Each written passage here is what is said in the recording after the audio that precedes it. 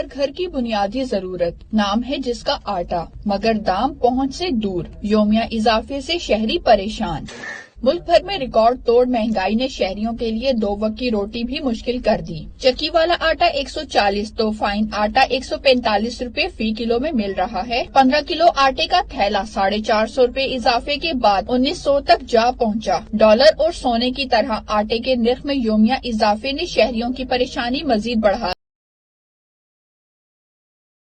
کسی کو نہیں آ رہی کہ اونٹ کس سائڈ پہ کروٹ بدلے گا۔